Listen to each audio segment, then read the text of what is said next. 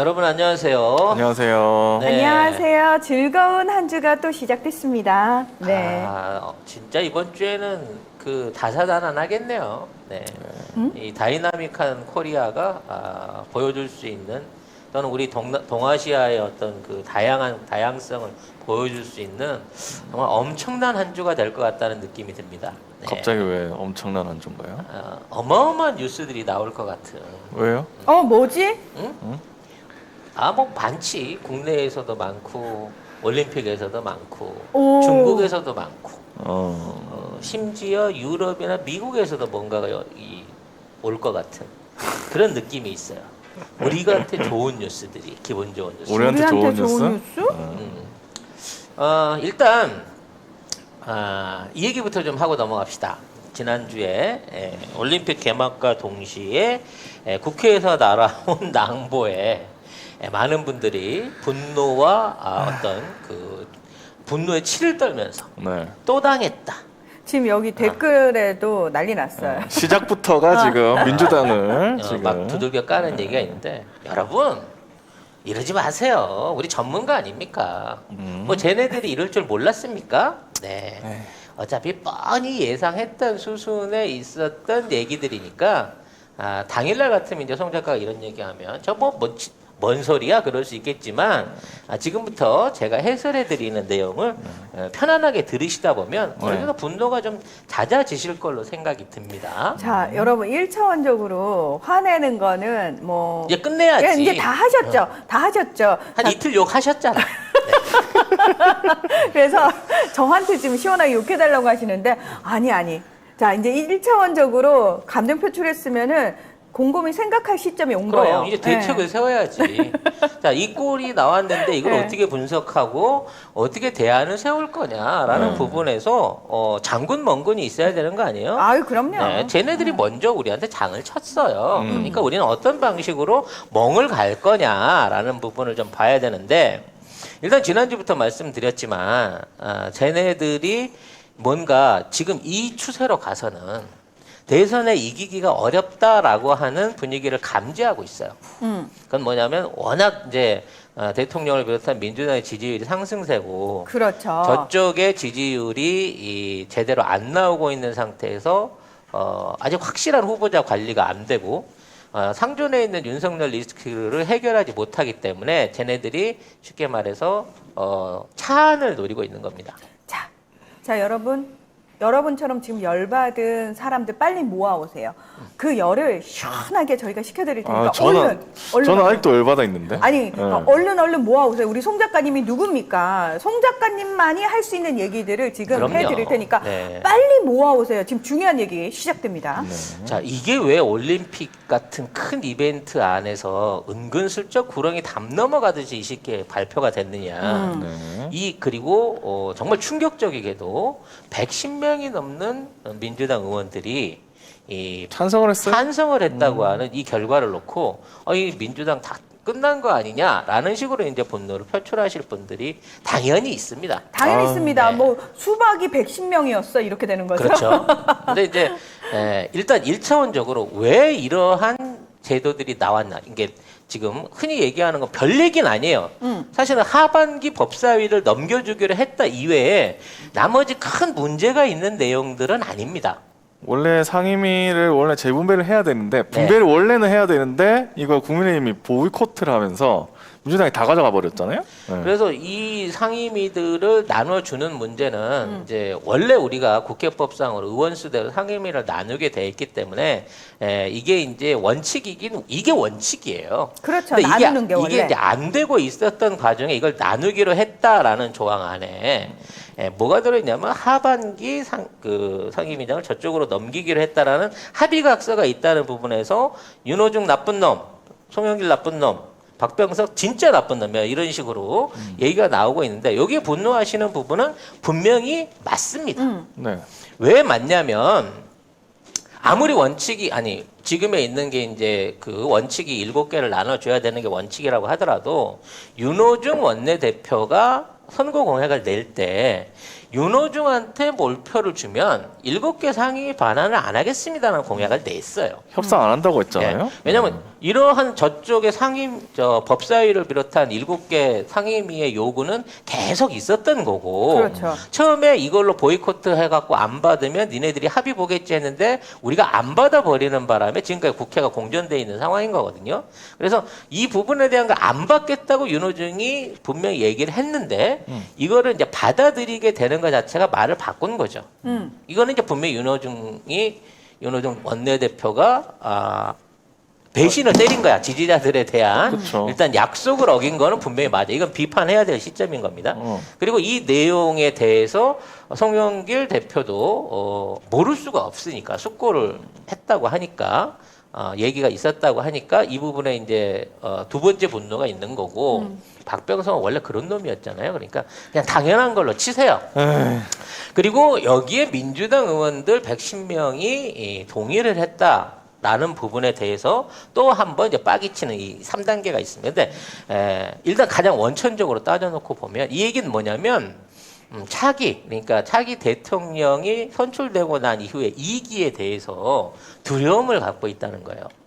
현재 있는 상황에서 이거를 이대로 몰고 가게 되면 2기 이후에는 상임위뿐만이 아니라 국회 운영 전반에서 위기 상황이 올 수 있다라는 거를 깨달은 세력들이 최소한 차기의 어떤 형태로든지 차기 정부에 대한 개혁 법안이라든지 어떤 그 의회 안에서의 변화를 최대한 제지해 보기 위한 움직임이 이미 들어갔다는 거예요. 근데 왜 지금 이 시기냐? 이게 정식적인 논의를 통해 가지고 얘기를 타게 된다 그러면 안 맥히니까 의원총회도 없이 갑자기 훅 들어왔던 거야. 근데 문제는 의원총회를 뒤늦게라도 정청래 의원이 요구하고 개표를 해봤더니 110명이 찬성을 했네. 여기에 대해서는 이미 개별 의원들과 반대표를 던질 만한 의원들하고의 모종의 딜이 있었다고 보는 게 맞아요. 설득 작업이 있었겠죠. 사전에 설득 작업까지 준비되어 있는 상황에서 이 협의안을 도출해냈다는 거죠. 그러면 과연 이 부분에 있어서 윤호중과 박병석이 주도를 했고 송영길 대표가 관망을 했기 때문에 이들이 다 수박인 거냐라는 부분에 대해서는 엄중히 봐야 될 필요가 또 있습니다. 엄중? 엄중. 꼭 엄중하게 봐야 돼. 꼭 엄중하게 봐야 돼, 이 부분. 네, 꼭 자, 엄중하게. 왜 박병석과 윤호중은 이러한 제안을 만들어냈을까요? 일단 처음 그 분석이 가능한 거는 지금 있는 상황에서 야당이 전혀 협조하지 않는 상황에서 끌고 나가게 되면 표결을 통해 가지고 계속해 갖고 정리는 해나갈 수 있어요.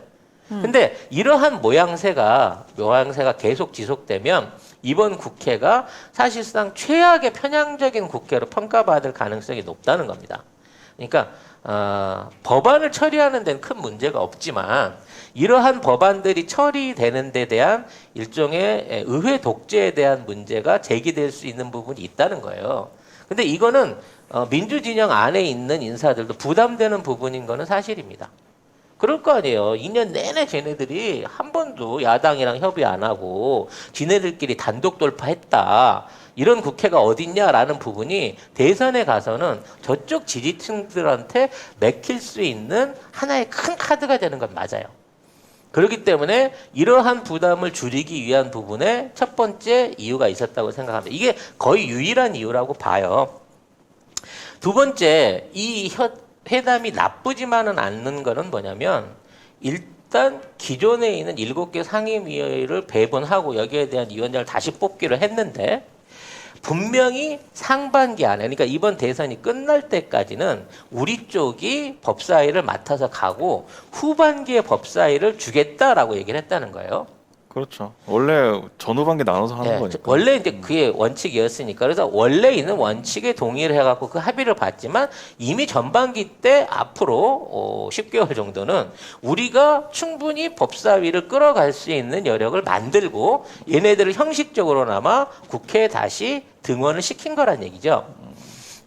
그러면서 또 하나 이루어진 거, 이번 협상에 있어서 또 하나 이런 중요한 몫이 있어요. 그게 뭐냐면 법사위가 법안을 갖고 끌고 갈 수 있는 기한을 120일에서 60일로 줄였고,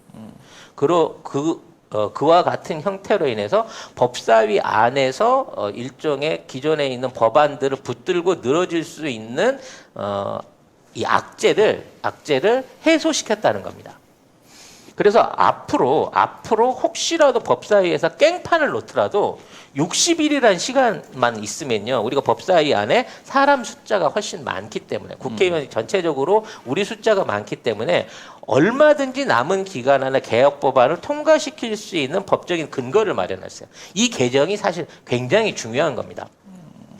근데 이제 기본적으로 후반기 때 넘겨주기라는 거 잘못한 거 아니냐, 배신 아니냐라고 얘기하는데요. 사실 여기에 또 하나의 중요한 포인트가 있습니다. 후반기 원내 구성은요, 후반기 때 선거를 해서 뽑는 거예요. 즉 후반기 때 법사위원장을 비롯한 원내대표를 비롯한 모든 표결이 다시 이루어집니다. 그렇죠. 원내대표 다시 뽑아야 돼요. 네, 다시 뽑아야 돼요. 그리고 그 원내대표들하고 그 원내대표가 협상을 해갖고 지금 있는 상임위 분배나 이런 것들에 대한 얘기를 그때 가서 다시 하게 돼 있습니다. 즉 후반기 때 법사위를 넘겨준다고 하는 약속은 윤호중이 할 수 없는 약속이에요. 결과적으로 우리 쪽에 개혁적인 인사를 내세워가지고 기존에 있는 합의를 뒤엎을 수 있는 여지가 분명히 있다는 겁니다. 합법적으로. 그러니까 지금 있는 협의안은 그렇게 하가끔 고려를 해볼게, 우리 쪽에서 윤호중이 내는 약속이고 윤호중이 그만두게 되면 이 약속이 의미가 없어져요. 그렇기 때문에 줄 수도 있고 안 줄 수도 있다는 겁니다. 많은 분들이 그런 얘기예요. 하반기는 김진표고 법사위까지 저쪽에 넘어지면 안 되는, 누가 김진표래요? 하반기 국회의장이 김진표로 확정이 돼 있습니까? 그거는 모르는 거예요. 지금 있는 상황에서 지금 이렇게 협의가 돼 있다? 이거 하반기 가봐야 아는 겁니다. 오히려 국회의장이 추미애가 될 수도 있는 거고요. 우리가 생각하지 못한 다른 인물이 될 수도 있는 변수가 하반기 국회에는 따로 있는 거예요. 그러니까 이거를 반드시 이제 물론 윤호중 원내대표가 자기 약속을 공약을 번복한 건 문제가 있습니다만, 어찌 보면 이거는 국회가 정상적인 운영의 모습을 띄울 수 있고 저쪽이 대통령 선거에서 가장 크게 쓸 수 있는 그 이슈, 독재 이슈, 국회 독재 이슈를 희석하기 위한 떡밥일 수도 있다는 겁니다. 쉽게 말해서. 지금 많은 분들이 네. 아직도 너무 분노에 차가지고 송 작가님 얘기가 무슨 소리냐고, 꿈보다 해몽이다. 추미애는 의원도 아닌데 무슨 국회의장이냐 이러면서 지금 난리 났어요. 여러분 중간에 보궐선거도 있고요. 네, 얼마든지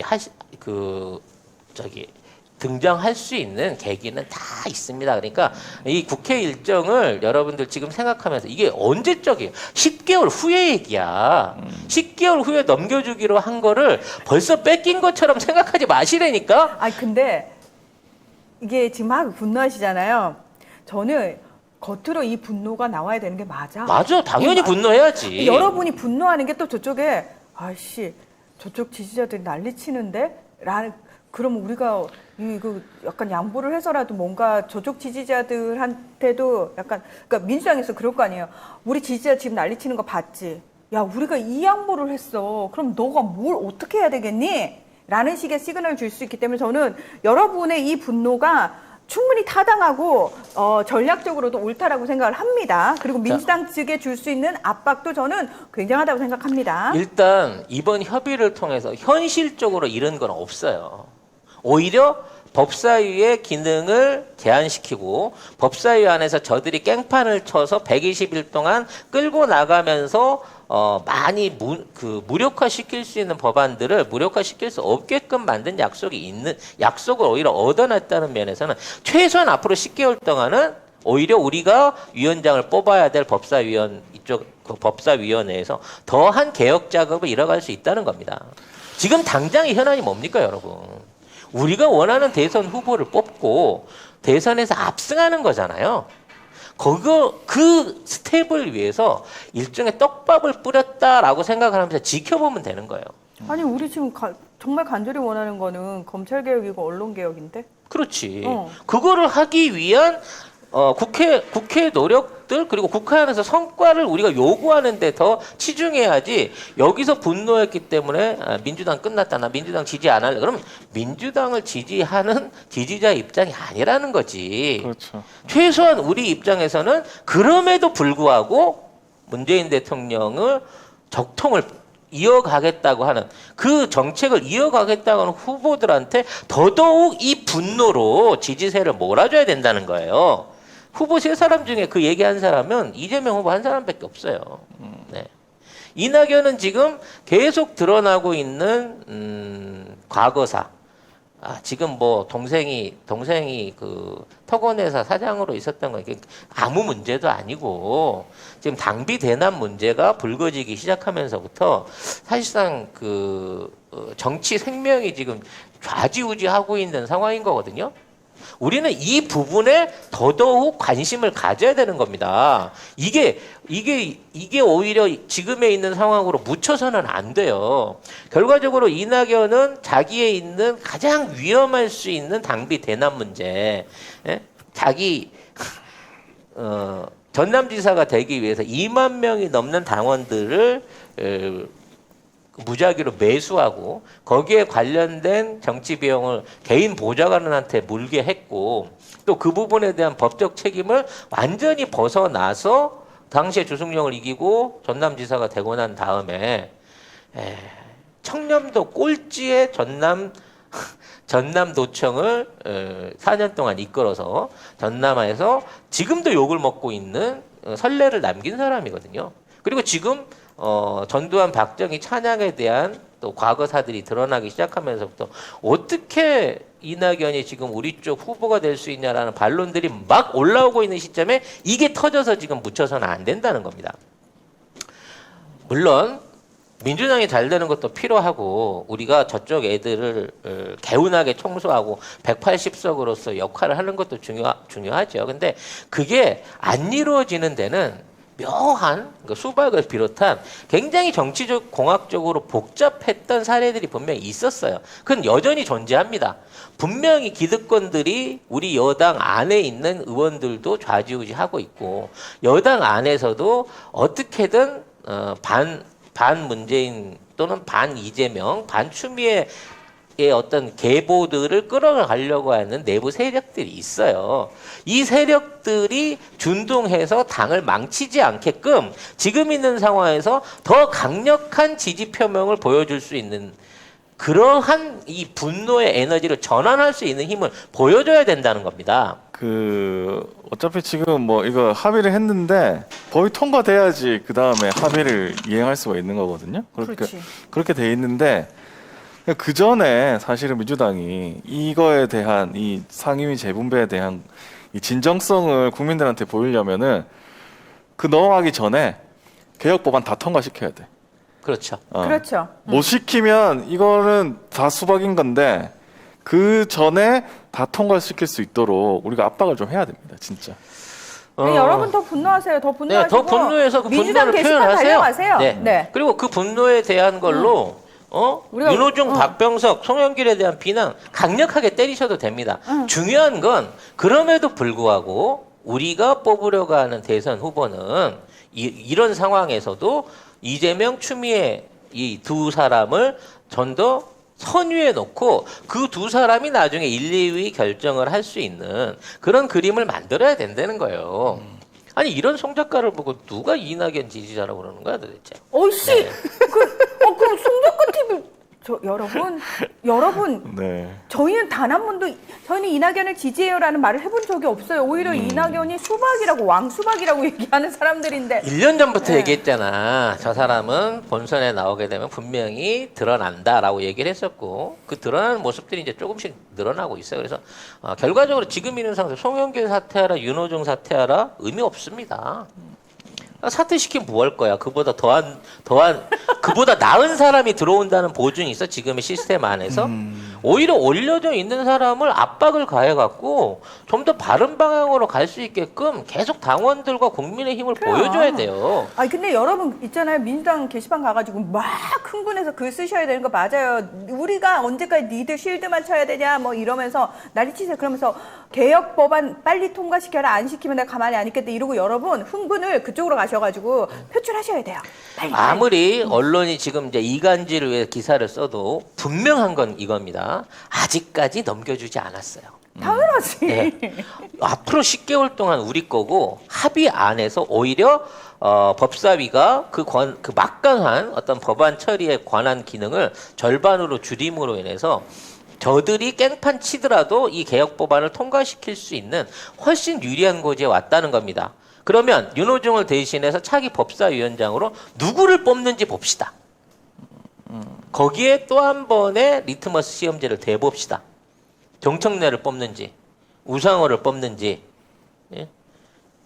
누구를 뽑는지를 보고 우리가 그 다음 단계를 생각해 볼게요. 만일에 뭐 가장 아름다운 그림은 정청래 의원이 올라오는 겁니다만 정청래 의원이 만일에 법사위원장이나 뭐 이런 데 올라와서 또 우리가 원하는 또 다른 개혁인사 법사위원장으로 올라서게 된다고 하면 박주민 의원이나 이런 분들이 법사위원장 올라선다고 하면 오히려 남은 기간 10개월 안에 지지부진했던 개혁 법안을 더 빨리 가속화시킬 수 있는 기가 막힌 일종의 이게 이 양패 구상이 될 수 있는 전략일 수도 있다라는 점을 가지고 이제 앞으로 이제 선출하게 될 차기 법사위원장 후보에 민주당이 누구를 올리는지를 좀 기다려보는 여유를 좀 가지세요. 근데 이제 이 지지자분들이 우리 시청자들이 화가 나는 거는 야 씨 이때까지 안 해놓고 니 지금 하겠냐라는 이런 믿음이 이제 사라진 거예요. 그러니까 뭐라고 해야 될까? 180석 밀어줬는데 뭐하냐 이 말이 계속 반복되는 거 있는 거예요. 지지자들 입장에서는. 늘 말씀드리지만 조금씩 나아지고 있어요. 양에는 안 차지만. 양은 안 차죠. 네, 분명히 우리 양에는 안 차지만 지금 송영길 대표 들어오고 윤호중 대표 들어오고 나서 조금씩 과거하고는 다른 모습을 보여주고 있습니다. 자, 이 부분의 합의 몇 번을 다시 강조합니다만 10개월 후에 주기로 한 거 이거 안 줘도 될 수 있는 합의예요. 정작 중요한 건 지금 당장의 언론개혁법을 배웠던 개혁법안 처리와 남아있는 10개월 동안에 우리 법사위 안에 법사위원장을 누구를 뽑느냐를 보자는 거예요. 저는 박주민 의원이 올라오기를 개인적으로 가장 원하고 있습니다. 왜냐하면 이미 간사를 하셨던 분이거든요. 지금 간사로서 지휘봉을 잡고 계신 분이에요. 그렇죠. 그렇기 그렇죠. 때문에 박주민 의원이 상징적으로 그 자리를 이어받게 된다고 하면 얘네들은 10개월 이렇게 조삼모사인 거지.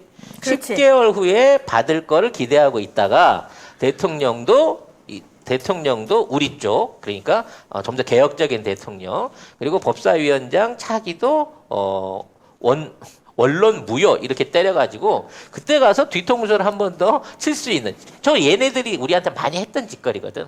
그것도 우리가 한번 해볼 수 있는 계기로 삼아서 가면 됩니다. 이 모든 허물 합의했잖아. 그건 윤호중이 책임질 문제예요. 자, 우리 김기훈님이 우리 김기훈님 배우신 분이야. 슈퍼챗 쏘면서 지금 반론 제기하셨어요.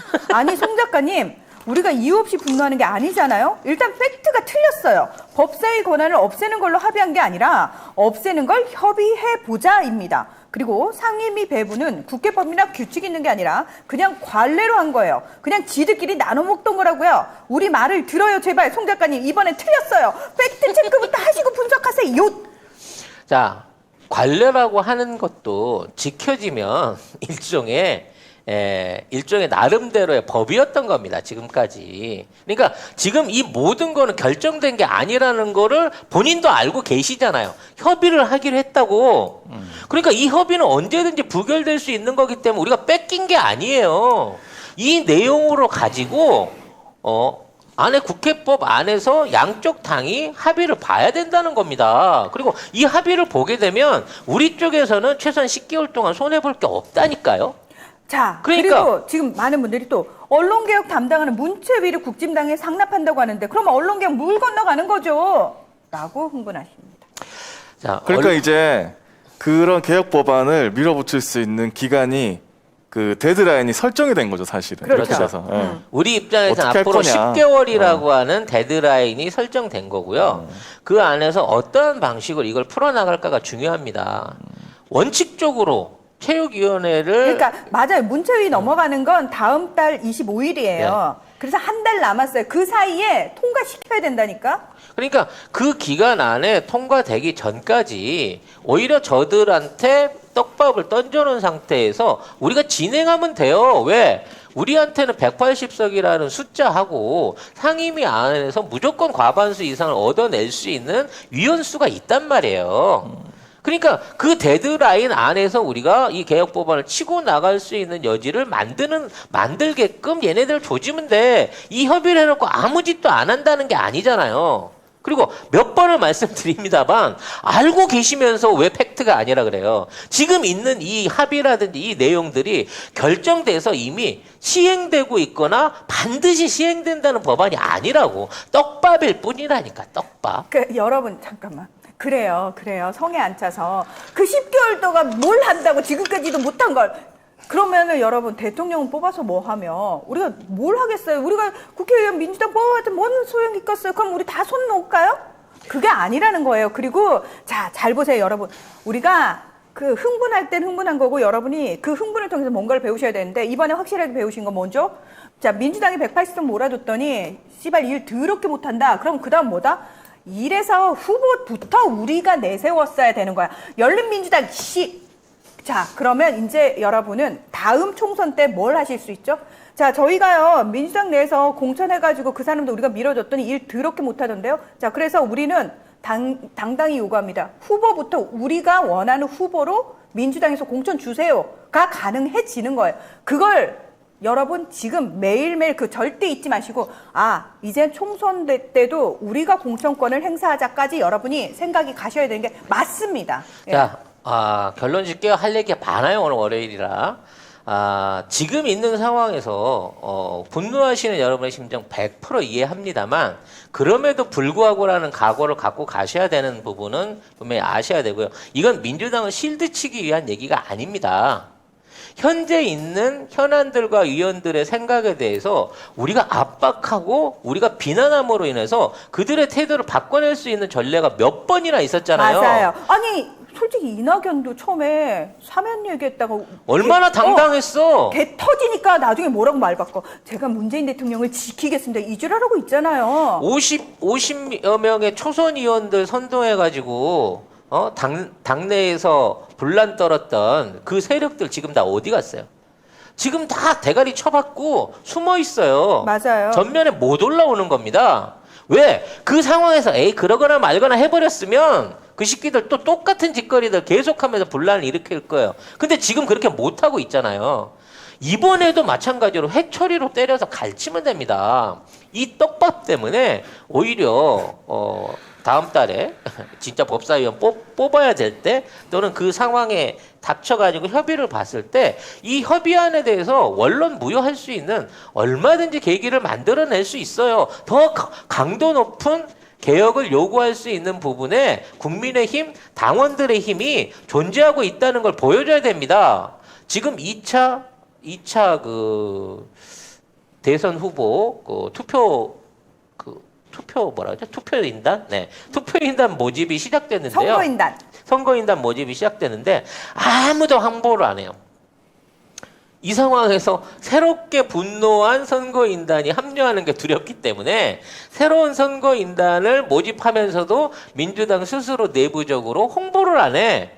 결과적으로 새로 모이는 사람들이 어떤 후보들한테 몰려갈지를 알고 있기 때문에 그나마 탑2에서 2위의 위치도 간당간당한 이낙연은 지금 있는 상황에서 이러한 계기로 자신한테 지금 쏟아지고 있는 검증력을 묻어버리고 싶을 거예요. 그리고 이런 것들을 도와주기 위한 모종의 세력들의 영향이 지금 작용을 했다고 보는 겁니다. 왜? 시기가 점점 더 위험해지고 있기 때문이에요. 그래서 이재명의 크리스마스 때 특사도 8.15로 땡겨온 거고. 응? 이재용?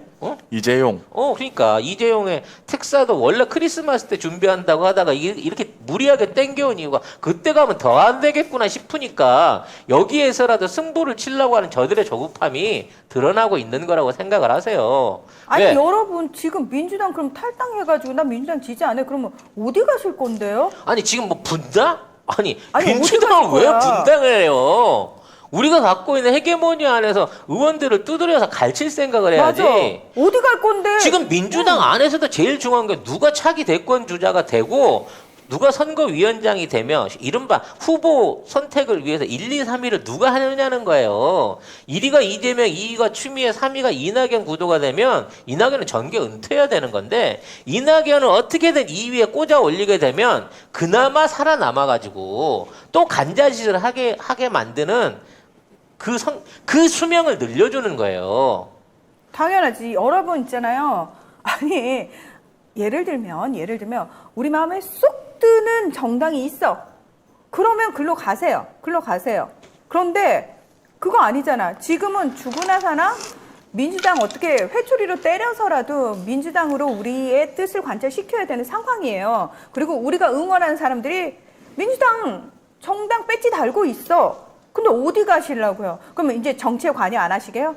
그래서 그냥 계속 술만 퍼먹으면서 씨발 하면서 사회 부적응자로 사실 거예요? 그거 아니잖아요. 그걸 바라는 거예요, 저쪽 시기들은. 저쪽에서 원하는 건 그거라니까. 수박들은 차라리 그래 더러워서 나 당원이고 뭐가 안 한다 이런 걸 원하는 거라니까요. 지금이 옛날 말로 외정시대나 군사독재 시절이라고 해보세요. 언론이나 저 탄압하는 애들이 얼마나 비겁한 짓거리와 온갖 헛소문과 공작질로 우리 국민들의 심기를 화나게 하겠냐고요. 이게 지금 얘네들이 할 수 있는 최선의 카드가 또 하나 나왔다고 생각하세요. 그런데 그럼에도 불구하고 우리가 이루려고 하는 개혁과 승리의 길을 방해할 수 없는 이유가 되는 게 뭐냐? 우리는 문재인 대통령을 믿고 지금의 민주당을 그래도 때려서라도 끝까지 끌고 가서 결국에는 우리가 원하는 개혁을 만들게끔 하게 만들 것이고 민주당이 이번에 못한다고 하면 다음 대통령과 다음 행정부를 통해 갖고라도 또다시 바꾸고 또다시 바꿀 수 있는 투표의 힘과 선택의 힘과 지지의 힘을 갖고 있는 우리 국민들, 깨어있는 국민들의 힘을 반드시 여기에서 다시 증명해야 된다는 거예요. 지금 분열하면 절대로 안 됩니다. 분노는 할 수 있지만 분열은 해서는 안 된다는 점을 갖고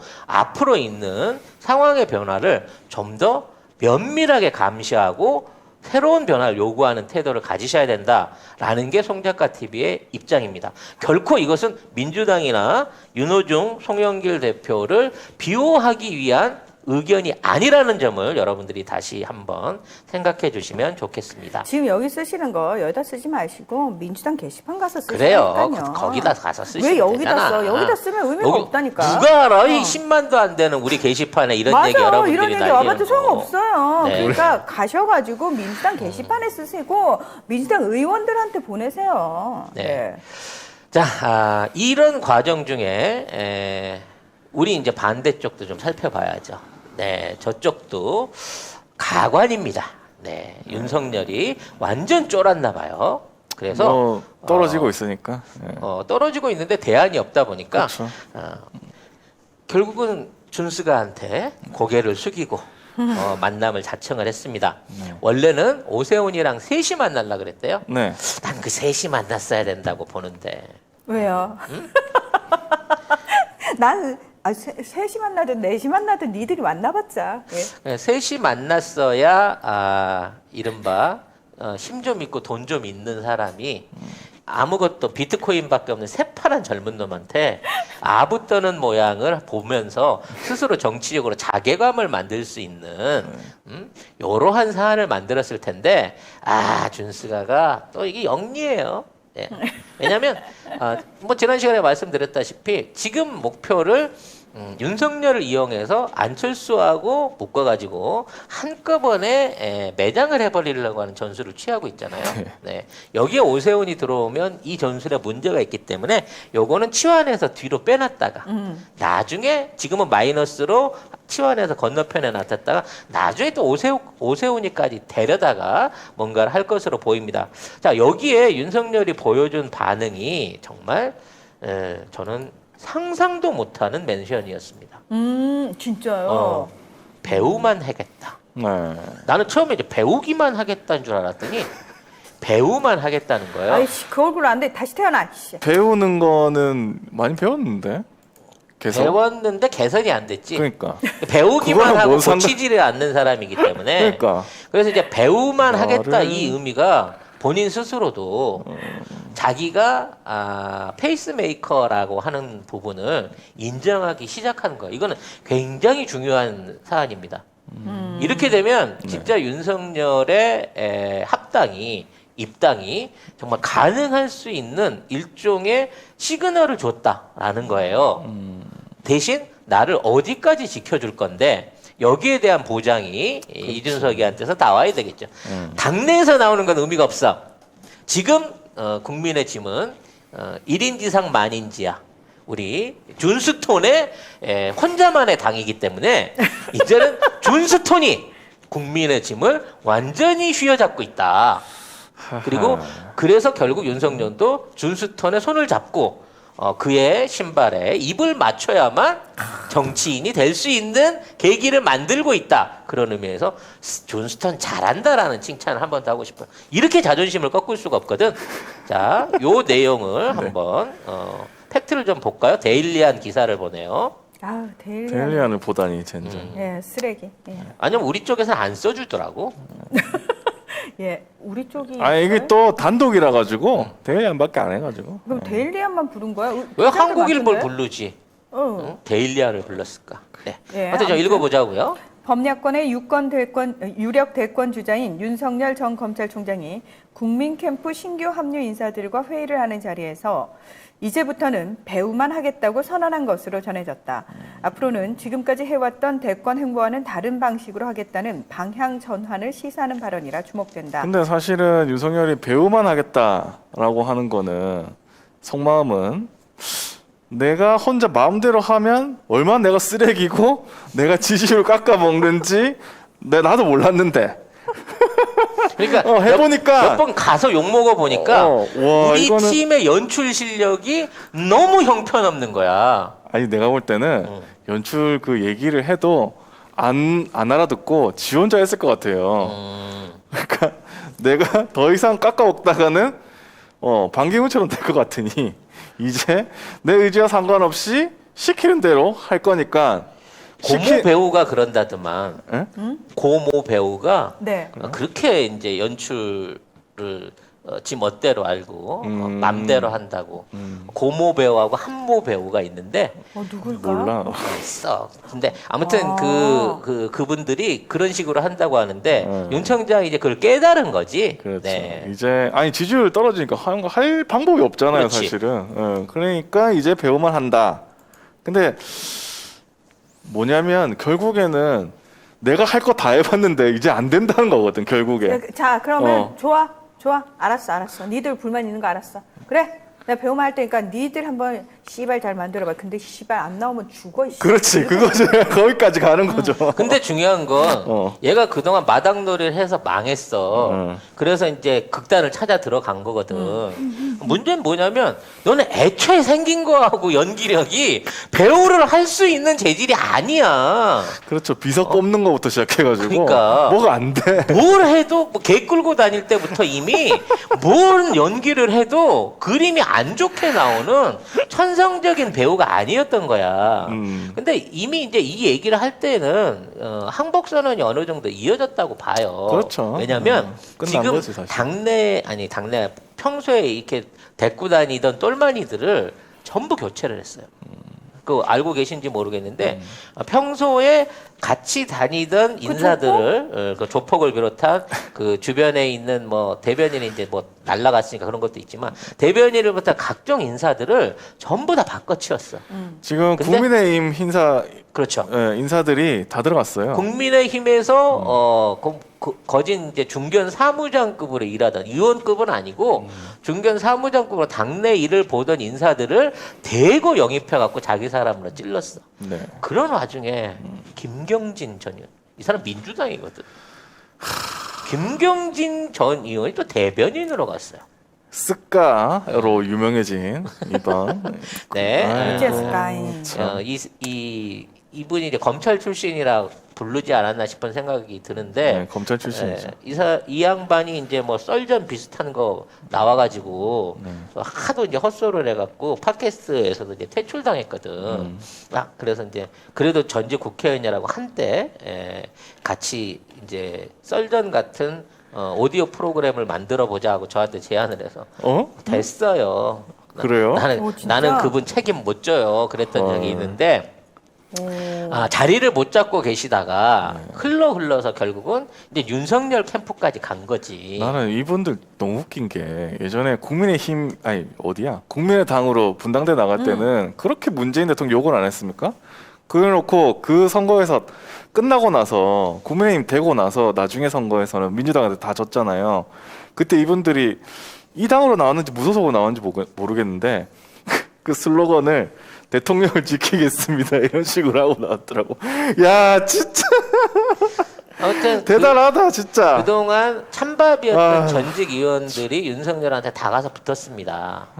나는 이게 무슨 의미로 보이냐면 이 사람들에 대한 차기 공천권이 앞으로 윤석열의 입당 조건 중에 하나가 될 거라고 봐요. 공천권이. 네, 결과적으로는 윤석열이 지금 있는 상황에서 정치를 오래 하기 위해서는 자기 나름의 계파를 꾸며야 친위대를 꾸며야 된단 말이야. 그렇죠. 지금 있는 사람 지금 주호영이나 이런 사람들이 열심히 밀어주고 있죠. 제일 세게 밀어주는 건 이제 노아 아빠가 제일 요즘 보면 윤석열이를 밀어주면서 우리 쪽 자산인데 왜 그렇게 상처 내냐 그러면서 장재원? 장재원이 노아 아빠 맞잖아. 노아 로아가 아니구나. 다른 이름일 텐데. 네. 갑자기 노엘이 아빠. 죄송합니다. 노아는 차승원 씨 아들이었는데 내가 헷갈려. 차승원 씨 죄송합니다. 우리 노엘이 아빠가 지금 적극적으로 윤석열이 들어오기만 하면 정말 비대 노릇을 자처하려고 준비를 하고 있는 상황인 거거든요. 이게 더 이상 당을 까먹기 전에 들어가야 되는 거고 들어가면서 이미 이 부적절한 이 인사들 사실상 국민의 짐에 차기 공천 받아야 될 후보들이 이렇게 끌고 갔다는 거는 내가 이번에 들어가서 되든 안 되든 끝나고 나면 다음 총선 때는 내 계파에 있는 사람들한테 유력 공천을 약속을 해줘라고 하는 얘기랑 마찬가지라는 거예요. 그러니까 장기전으로 가고 이제는 내가 대표로 안 뛰어도 돼라고 한 수 꺾고 들어간 거야. 옛날에 비하면. 그런 입장에서 이제 이준석은 뭔가 내가 이 사람을 끌어왔다. 그리고 내가 윤석열의 일종의 뒷배다라고 하는 확실한 약속을 받고 싶을 거예요. 그래서 오세훈하고 같이 만나기로 한 회동에서 오세훈을 긴급하게 제어한 게 아닌가 싶어요. 문제는 이제 갑자기 비교만 당하고 버려진 안철수죠. 네. 안철수도 사실은 합당을 진즉했어야 되는데 그러게 아직도 안 하고 그러니까요. 있네. 시기를 놓쳐가지고. 시기를 놓쳐갖고 지금 못 들어가고 있거든요. 근데 지금 윤석열보다 늦게 들어가면 다 자동으로 윤석열 밑에 깔린다는 거지. 그렇죠. 그렇지. 그렇죠. 그러니까 더더욱 안철수는 갈 곳이 없어진 거예요, 지금. 아하, 이렇게 되면 안철수의 김정인 캠프 합류가 가시화되지 않을까라는 생각이 듭니다. 근데 이 기사에는 뭐라고 해놓고 있냐면 한겨레 기사에서 보면은 여기 있는 사람들 뭐 이학재, 박민식, 신지호, 김경진을 빼고 뭐 김병민 뭐 이런 사람들 뭐냐면 전부 다 김종인 전 비대위원장 사람들이라는 거예요. 정확한 지적입니다. 네. 네. 그래서 이렇게 이 사람들이 다 윤석열 캠프로 들어간 거 보면은 김종인 위원장이 움직이지 않았을까? 그리고 그 배우만 해라고 한 거는 사실은 김종인 위원장이 그 전에 했던 말이거든요. 말이죠. 윤석열한테. 그래서 이게 모든 게 다 이제 윤석열이 김종인한테 한 수 줬고 들어간 거 아니냐 이런 얘기를 하더라고요. 지금 이제 윤석열이 저런 방식으로 해서 김종인 계로 의심되는 사람들하고 국민의 짐에 들어간다라고 하는 그림은 애초에 좀 삐걱거리긴 했지만 원래 김종인이 그리던 그림 중에 하나였을 겁니다. 그리고 이제 저 상황에서 나중에 빅텐트를 이루게 되면 윤석열이 이쪽에 대선 주자로 나오게 되고 예, 야권 3지대에 있는 다른 인사들하고 또 다른 경쟁을 하게 되겠죠. 그래서 지금 이준석이 잘하고 있는 중에 칭찬해야 될 중에 또 하나가 뭐냐면 서울시장 때는 외부 인사 받아들여서 대우한 거 인정한다. 그때는 그럴 수밖에 없었으니까. 하지만 차기 대선 후보는 반드시 국민의 짐 안에서 나와야 된다라고 하면서 김종인 어른의 큰 그림에 일종의 칼을 들고 혼자서 이거를 저지하기 위한 노력을 우리 준수가 하고 있다는 거죠. 더더욱 놀라운 사실은 이 김종인 계파의 사람 중에 핵심 멤버 한 사람도 이낙연 캠프 안에서 지금 활동을 하고 있다는 거예요. 어이? 진짜 좀 누구야? 찾아보세요. 검색을 해보면 나옵니다.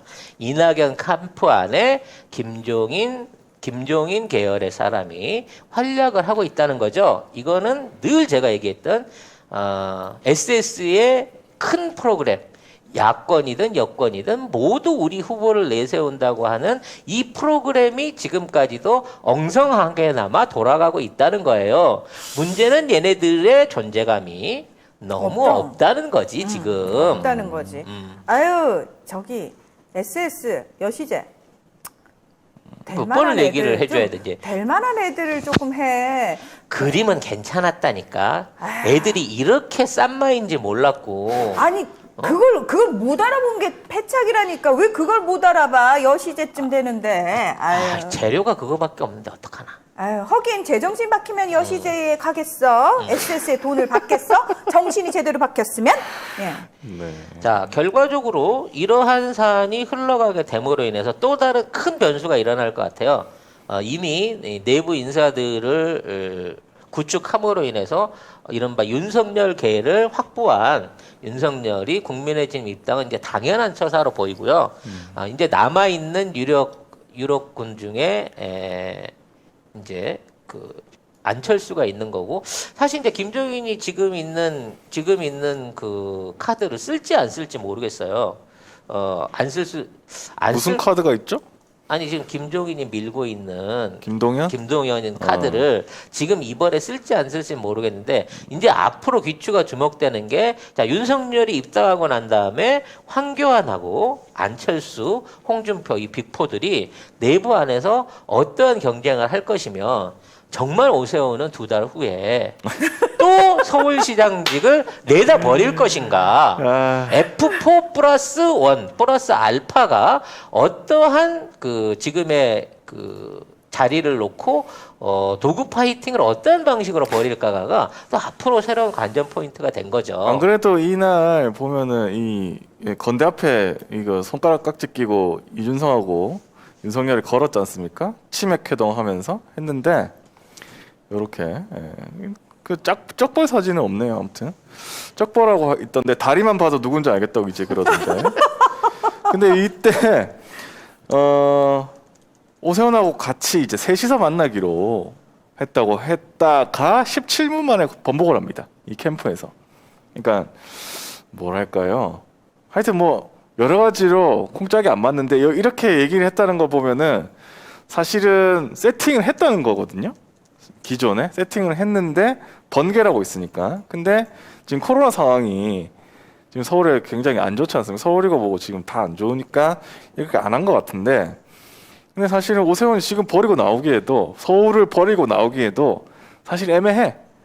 자기가 한 게 코로나를 더 창궐시킨 것밖에 없어. 13억 그 키트 날리고 그거밖에 없는데 여기서 또 대선을 간다? 야, 이거는 버리고 나오기 되게 쉽지가 않거든요. 아, 참, 그리고 댓글에 아까 송 작가 팀이 많은 추미애 열린민주당 지지해야 되는 거 아니냐, 실망스럽다라고 얘기하는데, 저희 분명히 말씀드리지만 어느 한 후보를 지지한다고 얘기한 적이 없어요. 그리고 분명히 말씀드리지만 나는 열린민주당을 뽑았다니까. 난 솔직히 저는 그리고 그건 본인의 개인적인 정치적 성향이지. 아니, 그리고 나는 열린민주당이 응원했던 이유가 뭐냐면 우리가 후보부터 뽑았잖아. 난 그게 마음에 들었다니까. 그리고 나는 앞으로 방향도 우리가 후보부터 뽑는 걸로 가야 된다고 생각해요. 근데 왜 우리 보고 왜 열린민주당 왜 팽하고 추미애 왜 지지하는, 무슨 말씀이세요? 똑바로 들으세요. 여러분, 저희는 추미애 전 장관 책을 제가 샀습니다. 네, 그때 난 보여드렸죠? 추 장군 되게 네. 좋아해. 뭔 책도 말이야. 있고. 네, 예. 그러고 지난 주말에 있었던 이재명 지지 무슨 뭐 방송들을 누가 리스트를 쭉 뽑았더라. 아, 네. 거기서도 빠졌대 우리는. 우리가 없어. 우리가 없어요. 우리는 진보 유튜브에 없는 존재야, 우리는. 지금 여기 알겠습니다. 보수 유튜버다. 네. 보수 유튜브가 우리는 민주당을 응원하고 있습니다. 네. 근데 나도 거기 처음 보는 유튜브 이름들 되게 많던데. 그러니까요. 우리는 왜 안 들어가지? 그러니까 난 되게 신기한 게 그런 사람들도 우리보다 구독자가 많아서 들어간 거 아니야? 모르겠어요. 구독자는 우리보다 많을지 모르겠으나 일일 접속 수나 방송 시간 그리고 동접자로 따지게 되면 우리보다 더한 방송 별로 많지 않습니다, 여러분. 네. 그만큼 영향력이 있는 방송이니까요.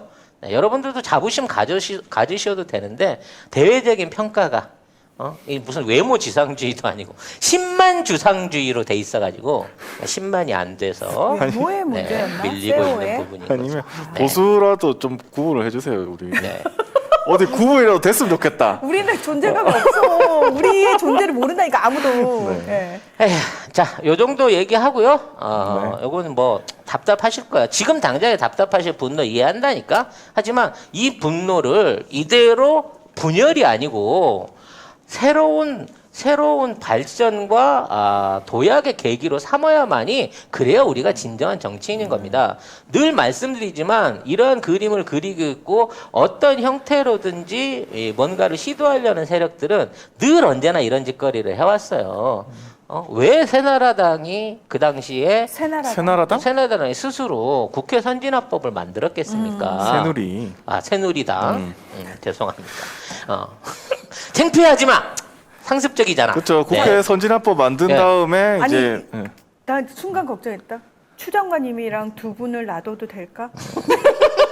힘들 것 같기도 한데. 그때는 더 잘할게. 근데 아무튼 국회 선진화법을 지들 스스로 만들고 지들이 그걸로 처맞게 지들 생겼잖아. 스스로 발목을 옥죄어요. 그렇죠. 네.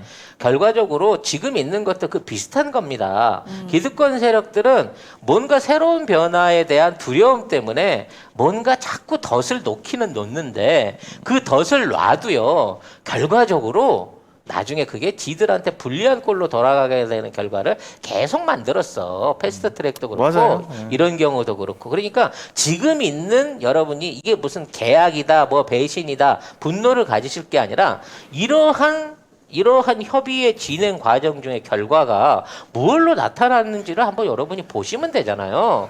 지금 있는 세상 아무것도 견제가 안 됐는데 괜히 화내고 괜히 분열하고 괜히 분노하고 그리고 그 분노의 대상을 우리 편으로 잡으면 안 돼요. 아무리 내 자식이 말썽 피운다고 해서 내 자식 버리고 남의 자식 데려다 키울 수는 없지 않습니까? 그렇죠. 오. 나는 그런 생각을 해본 적이 없네. 내 자식은 오. 내가 책임져야 되는 거 아니에요? 가장 입장으로. 잘 가르쳐야죠. 네. 네. 여러분들도 그렇게 가르치시면 돼요. 자식은 포기하는 거 아니고요. 부모 자식지간은 포기를 한다 그래서 포기가 되지도 않습니다. 사실은 가르치는 거 말고 방법이 있습니까? 응? 방법이 없어. 방법 없어. 사실은 방법이 없어요. 그래서 더 답답하긴 한데 네. 그래서 가르쳐야 된다는 거예요. 그래도 내 자식이야. 네. 아니 자식 마음에 안 든다고 갑자기 고아원에 반납하고 세례원에 데려다 키우고 분양견 아니잖아요, 내 자식은. 아니, 반려동물도 그렇게 하시면 큰일 나요. 한 해에 버려진 유기동물만 10만 마리가 넘어요. 진짜 함부로 동물도 데려오시면 안 되듯이. 자, 유기 예. 정치인은 함부로 데려오는 거 아니지만 네. 네. 네, 삐뚤어진 자식은 때려서라도 가르쳐야 되는 게 부모의 의무라고 생각하시고요. 맞습니다. 여러분들도 부모된 마음으로 애미단이 되는 마음으로 정치에 임해 주시기 바라겠습니다. 사실은 이게, 저희도 여러 번만큼 화가 나고요. 예, 화가 나는 상황에서도 저희가 어떻게 좀 그럼 예, 아까까지 욕하다가 카메라 그래도 딱 들어오고 나서 저희가 그래도 우리는 최소한 여러분들한테 이 분노를 이겨나갈 수 있는 부분을 말씀을 드려야겠다는 마음으로 꾹꾹 참고 있어요. 그리고 네, 그 부분에 그리고- 대해서 저희가 말씀드린 거고 그거를 이제 저희가 잘 가르쳐야 된다는 이 말이죠. 네. 그래요. 그리고 여러분이 늘 송 작가님 멘트를 정말 주의 깊게 들으면서 여러분 수정해 주시잖아요. 실시간으로 팩트 체크 해 주시잖아요. 추 작가님 딱 나오셨을 때 여러분이 더 신경 쓰셔가지고 실시간으로 바로 써주셔야 돼요. 송 작가님이 그래도 댓글창은 보고 바로 잡거든요. 그러니까 그 애미의 마음으로 그 마음으로 민주당도 지켜주시고 송 작가님도 멘트가 지켜주세요. 감시당하고 있는 네. 방송은 나밖에 없을 것 같아요. 네. 막 얘기하는 방송. 자, 여기까지 일부 하고요. 광고를 해야 되는데 네. 우리 광고는 광고 같지 않은 광고. 네. 우리 송 작가 TV몰의 지난 얘기들, 네. 진행 과정들을 여러분들하고 이제 주고받고 있습니다. 네. 일단 버섯 얘기부터 할게요. 네. 버섯! 지난 금요일 날 난리가 났습니다. 난리가 났습니다. 와, 여러분들이 이거는 뭐. 버섯을 어마어마하게 시켜버리는 바람에 와. 사장님이 깜놀해갖고 네. 다음 한 주는 주문을 받지 말으라고 얘기를 할 너무 정도로 주문이 많이 왔어요. 우리 일하기 너무 힘들어요라고. 네. 예. 이분이 버섯 표고덩이 9개가 있어요. 9개가.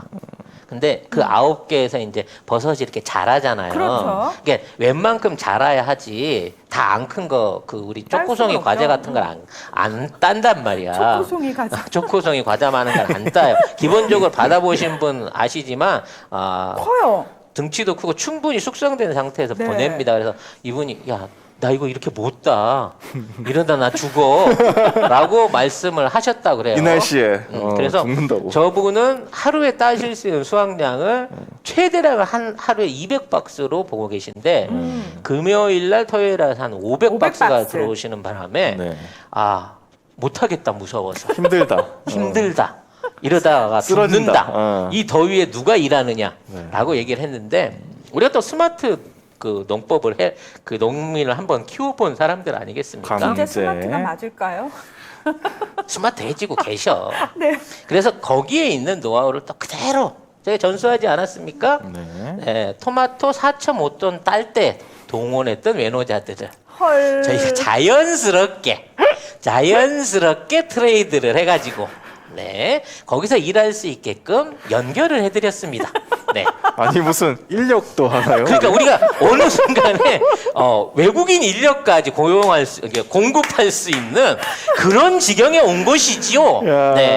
이걸 그래서 뭐. 그분들이 오늘부터 현장에 투입되시면서 대박. 원활하게 생산량을 수확량을 채울 수 있게 되셨다고 합니다. 예. 그러니까 우리가 저기 일꾼들까지 다 연계시켜. 그렇지, 그렇지. 아니, 따세요. 괜찮아요. 괜찮아. 따세요. 예. 우리가 다 따는 것까지 해드린다니까. 이래 가면서 어차피 스마트 농민이 될 수밖에 없게 저희가 해드리고 있거든요. 진짜 네. 120시간 일할 지금 네. 거의 그렇죠. 위기에 네. 위기에 놓여 있습니다. 네, 그렇게 돼서 일단 버섯 문제를 해결했는데 문제는 이제 토요일 일요일 날 그 주문하신 분들은 화요일 날 딴 게 가기 때문에 수요일 이후에 좀 받으실 수 있고 오늘 이후 주문하시는 거는 원활하게 그 다음 날 이제 바로 주문 다음 날 따가 그러니까 오늘 주문하시면 그 다음 날 따서 그 이 길에 받으실 수 있도록 되게 빨리 와요. 네, 그 시스템을 정착을 시켰습니다. 네. 되게 빨리 와서 아. 저도 제가 선물 보낸 분들 다 받았다고 왔는데 너무 만족도가 높으세요. 이 귀한 걸 보냈냐고. 예. 네, 사실은 겁나 싼데. 네. 그러니까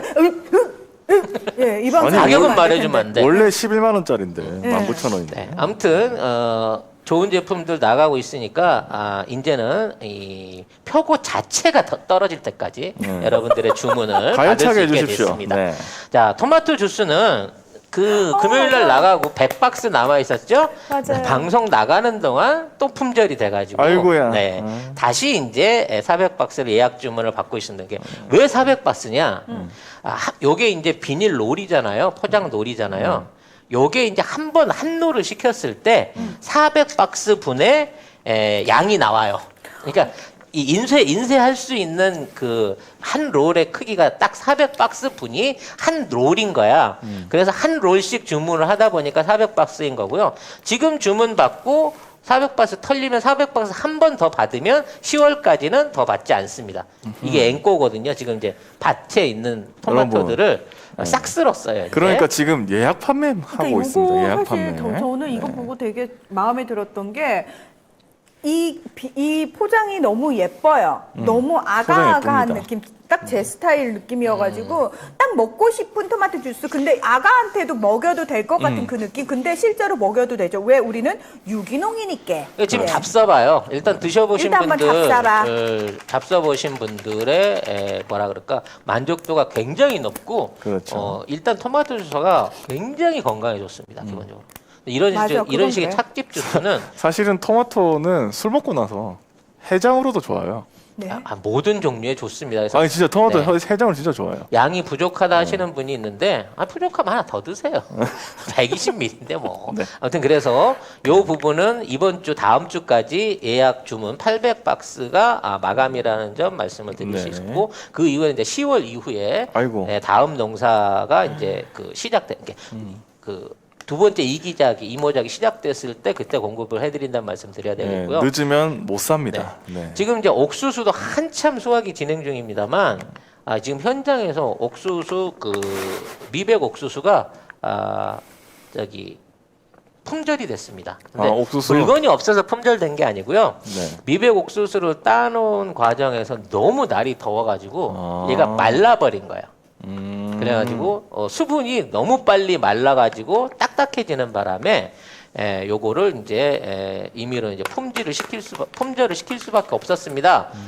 그래서 다른 찰옥수수, 대학옥수수만 지금 주문을 받고 있다는 점 말씀을 드려야 될 것 같고요. 네. 또 하나의 상품은 토마토 얘기했고 옥수수 얘기했고 맛있어. 네, 할 얘기만- 참고로 네. 석찬이네 토마토 잘 받았습니다. 네. 감사합니다. 석찬님 감사해요. 너무 맛있어요. 네. 예. 그래서 이런 제품들에 관한 관심 많이 가져주시는데 여러분들이 이제 너무 저희가 광고하는 제품만 보시고 나머지 상품에 대해서는 너무 관심이 없으셔. 우리 되게 많은데. 토마토, 옥수수, 버섯 얘기만 하고 나면 그러고 난 다음에 다른 제품은 다 잊어버리시나 봐. 그래요? 그러니까 홈페이지 두루두루 둘러보시고 새로 입고된 그 젓갈 같은 경우도 여수박산 젓갈 세트도 이 품질이라든지 염도라든지 굉장히 우수한 제품이거든. 근데 리뷰가 별로 안 올라와요. 요거를 제대로 광고하시려면은 흰밥 있잖아요. 흰밥 탁 이렇게 고봉밥 해놓고 거기다 탁탁 얹어가지고 먹는 모습을 보여줘야지. 그러면 조만간 먹방을 한번 준비를 조만간 해야겠다는 먹방. 생각이 드네요. 여러분 우리 조만간 9만 되면은 먹방 해요. 9만 때 이제 먹방을 하기도 했겠지만 저희가 조만간 이제 금요일 날쯤 날짜를 정하고 이제 매주 토크 콘서트의 새로운 버전 먹고 콘서트를 예? 네. 먹고 푸드 콘서트를 한번 진행을 해보려고 합니다. 그래서 저희가 지금 판매하고 있는 상품들하고 또 파켓몰에도 이제 좋은 상품들이 있으니까 네. 요거 식품류들을 이제 걷어 모아가지고 셰프와 함께 현장에서 요리를 해 먹으면서 여러분의 Q&A에 답할 수 있는 그런 재밌는 코너를 한번 준비를 하고 있으니까 그래서 많은 기대를 좀 가져주시기 바라겠습니다. 셰프를 특별히 모셨어요. 저의 아주 오래된 지인인데 그분이 이태리 요리 유학까지 갔다 오시고 셰프세요. 근데 요리만 잘하시는 게 아니고 방송을 하시는 분이에요. 제가 그분을 제가 방송에 데뷔시켰어요. 제가 가르친 방송인으로 키운 분입니다. 그래서 저의 20대 첫 그 아나운서 신입사원 시절을 기억하시는 분이세요. 그래서 와 20대면 까마득한 옛날인데 20년 전이죠. 예. 25년 전이겠지. 어디서 5년을 후리려고. 네? 예, 그렇습니다. 그래서 그분에게 문희정의 27살, 28살, 뭐, 요 시절 얘기를 다 들을 수가 있습니다. 예. 네. 자, 여기까지 이 관련 소식 전달해 드렸고요. 네. 바로 2부 순서 들어가도록 하겠습니다. 자, 말도 많고 탈도 많다. 네. 도쿄올림픽 결국 개막을 하고 말았습니다. 아, 사실 내가 이제 네. 진짜 안 볼라 그랬어요, 개막식을. 왜 오셨어요? 어? 왜 보셨어요? 아니 뭐가 실수를 하나 그걸 찾으려고 오게티를 찾으려고 결국 개막식을 봤습니다. 5기로. 아, 5기로 봤다. 네, 5기로 봤습니다. 근데 대단한 열정이 있어요. 세오가 사실 송작가 TV 방송을 더 생생하게 잘하기 위해서 보신 거잖아요. 정말 보고 제 눈을 파버리고 싶었습니다만 결과적으로 얼마나 이번 개막식이 개판이었는지를 네. 직접 확인하고 이로써 일본의 어떤 이제 올림픽이 이제 끝났구나, 완전 망했구나라고 하는 생각을 하게 됐습니다. 여러분들도 보셨겠지만 일단 가장 충격적인 장면은 기미가요를 개양하는 동안 틀었다는 거예요. 그러니까 우리로 말하면 올림픽이 다는 그 순간에 애국가를 부르는데 애국가 내용 자체가 군국주의적인 애국가를 부른 거나 마찬가지거든요. 근데 특히나 이제 모든 개막식을 통해서 준비되는 게 퀄리티가 왜 이 모양인가? 돈은 다 어디로 갔나 싶은 생각이 드는 거예요. 저 유미라는 가수가 저렇게 이제 나름대로 이쁜 옷을 입고 나왔는데 전 처음에 구미호인 줄 알았어요. 네. 아니 저 꼬리 달린 꼬리가- 구미호인 줄 알았어. 칼라 구미호인 줄 알았어. 네. 기본적으로 나 저런 희한한 의상을 입고 와서 기미가요를 부르다니 미쳤구나. 동남아 국가를 얼마나 우습게 하면 저 따위 짓거리를 할 수 있지? 라는 데서 1차적 충격을 받았는데 그 후에 이어지는 쇼를 보고는 더더욱 충격을 받았습니다. 막 좀비가 나타나갖고 땅에다 대가리를 박고요. 이상하게 걔네 왜 이렇게 목재를 좋아하는지 모르는데 목재를 갖고 와서 부럭놀이를 하는데 막 목재를 던져요. 그것도 스폰지였나 봐. 목재가 아니고 막 이따만한 대들보만한 목재를 막 던지면서 공연을 하고 그 위에서 또 탭댄스를 한 20분을 가까이 20분까지 아니고 한 10분이 넘도록 탭댄스를 춥디다. 그리고 거기에 나오는 출연자들이 전부 검정 립스틱에 검정 그 어떤 손톱을 그래서 들고 장례식이라는 나와가지고 얘기가 나왔구나. 이게 뭐 귀신들 향연인가 싶기도 하고 프란체스카도 네. 아니고.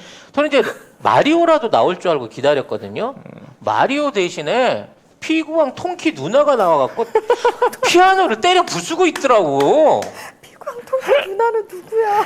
난 처음에 통키가 나온 줄 알았더니 여자 옷을 입고 있어가지고 통키 누나가 나와갖고 피아노를 때려 부시는 공연을 하면서 뭐 그런 걸 하고 있더라고요.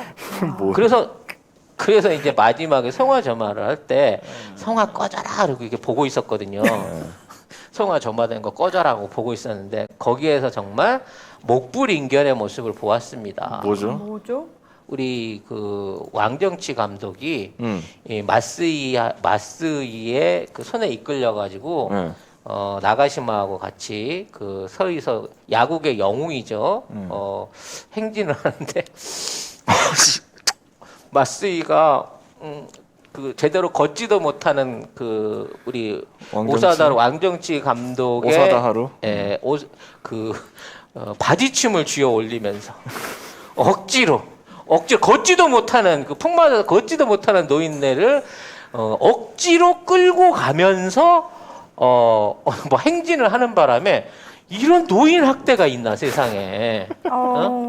아니 스포츠 영웅을 갖다가 저런 식으로 망신을 줄 수가 있나 싶을 정도의 말도 안 되는 개막식을 끌고 가더라고요.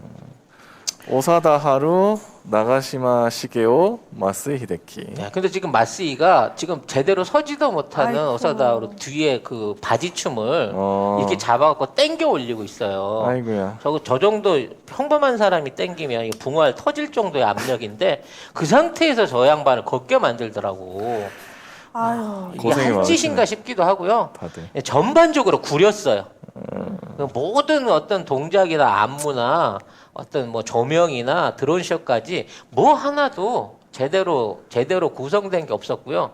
그 와중에 그 눈길을 끌었던 그 일본 오륜기 기수가 있어요.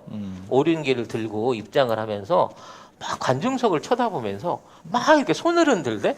그러니까 옆에 건너편에 있는 애가 저 새끼 또라이인가? 아무도 없는데 왜 손을 흔들지? 뭐 이런 짓거리를 하고 있더라고. 그리고 이제 선수 입장을 하는데 와, 그 200개 넘는 선수들 입장을 시키면서 너무 시간을 오래 잡아먹는 거예요. 그러던 와중에 또 방송 사고는 냈더만 우리나라 선수단 입장할 때 한 10초 넘게끔 아무 해설을 안 하고 오디오를 밀어버린 거야. 이렇게 선수단이 뭐 대한민국 선수단입니다 어쩝니다 이러고 멘트를 쳐줘야 되잖아 아나운서가. 그렇죠. 10초가 넘게 브레이크를 때려버린 거예요. 10초 넘게 블랭크면 사고인데? 방송 사고인데?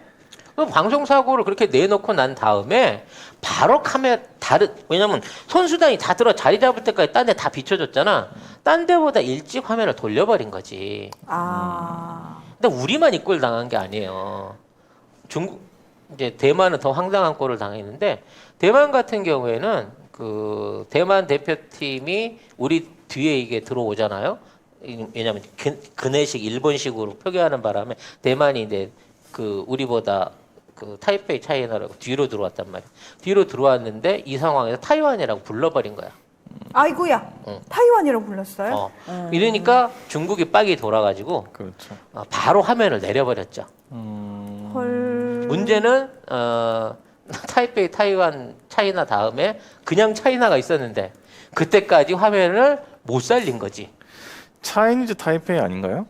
그렇죠. 차이니스 타이페이. 네. 차이니스 타이페이로 해갖고 내놓고 바로 뒤에 중국 대표팀이 들어오는데 이제 타이완 얘기를 했다고 끊었는데 정작 중국 본토에서는 이거를 차이나 들어왔을 때 못 살린 거야 화면을.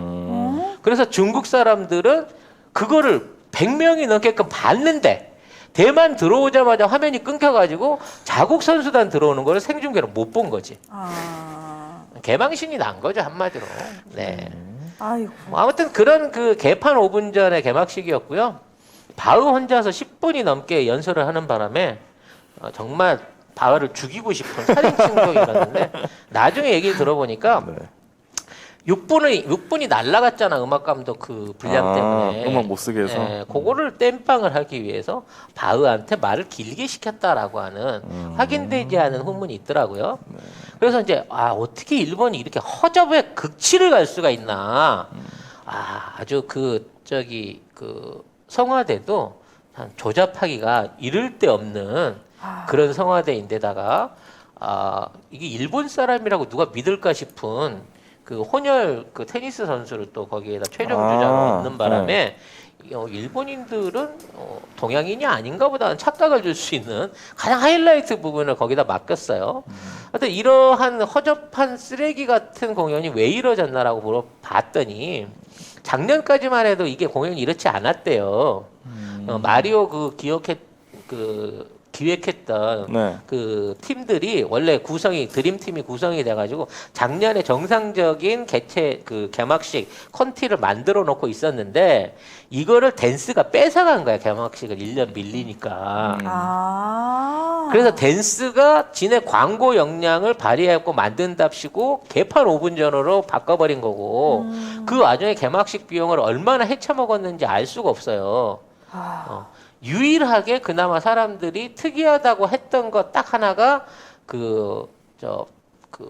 펜터그램이라 그러나요? 네. 올림픽 종목 구성하는 포스터에 쓰는 그거를 사람으로 의인화해갖고 만들었던 어떤 그 쇼 말고는 뭐 참신한 것도 없고 재미도 없고 정말 끔찍한 쇼였다라고 하는 혹평을 듣고 있는 거죠. 아무튼 이렇게 엉망진창으로 시작된 개막식 이후에 올림픽이 진행이 되고 있습니다만 계속해서 헛발질들이 일어나고 있습니다. 가장 큰 헛발질은 역시나 후쿠시마산 음식물에서 터졌죠. 결과적으로 후쿠시마산 벌꿀에서 세슘이 130 이상, 160이 검출이 됐어요. 그 기준이 100이라는 것도 난 이해가 안 돼. 100 이하였으면 안전하다고 했을지 모르겠는데 우리나라는 10에서 박근혜가 50으로 올리긴 했지만 10도 나오면 이게 안 되는 거거든요. 음식물이니까. 근데 그렇죠. 이러한 부분에서 160이 나오는 바람에 이에 관련된 수거 조치가 이루어지지만 먹은 걸 어떻게 수거를 하냔 말이지.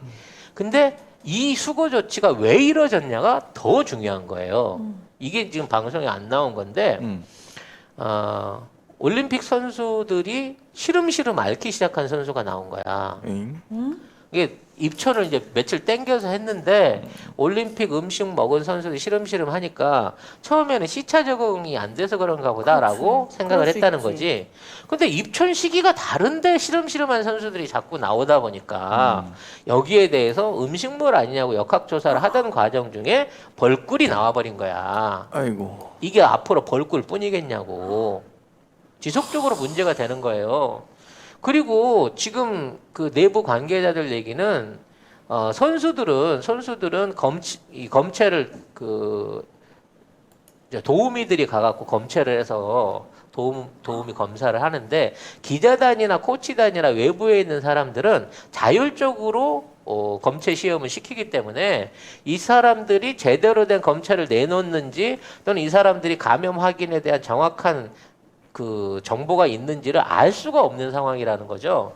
근데 올림픽 기간 동안에 인권 보호 차원에서 선수촌 안에서 발생한 감염자나 숫자나 그 사람의 이름이나 이런 것들을 밝히지 않겠다고 하는 말도 안 되는 정책을 취하고 있는 거예요.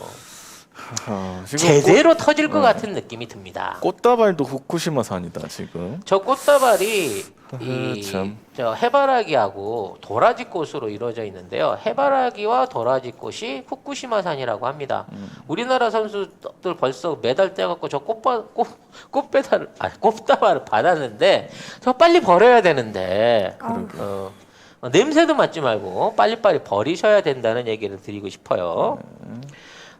제가 이제 지난 시간에 조직위가 당일날 해체됐다라는 얘기를 했어요. 그랬더니 뉴스에 안 나옵니다. 뉴스에 안 거짓말하지 나와요. 마세요. 하도 난리를 쳐갖고 제가 댓글을 하도 물어보시는 분이 있어 올려드렸어요.